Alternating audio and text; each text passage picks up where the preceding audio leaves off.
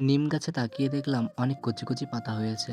তাই ঘরে এসে জল খেয়ে ভাবলাম সেই পাতাগুলো দিয়েই আজকে কিছু একটা রান্না করব।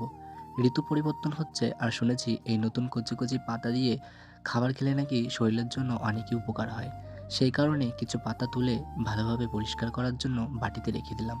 আর ভাবলাম শুধু তো নিম পাতা ভাজলেই হবে না, তার সঙ্গে কিছু একটা রান্না করতে হবে। কয়েকজন আমাকে পার্সোনালি বলেছে তুমি রোজ দিন মুসুরের ডাল খাবে না, এতে ইউরিক অ্যাসিড বাড়ে এবং হাড়ের ব্যথা হয়। তাই আজ মুগ ডাল রান্না করছি।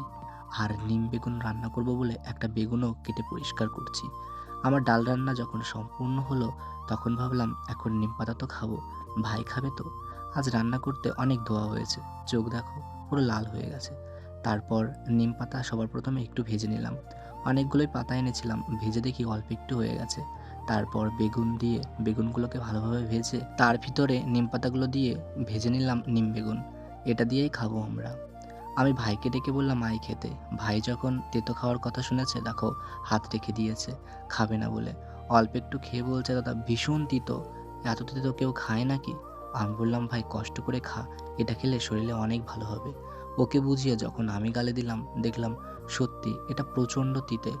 এটা খাওয়া আমাদের পক্ষে সম্ভব না, কিন্তু ভাত যে কটা মাখিয়েছি সে কটা দিয়েই খাবো।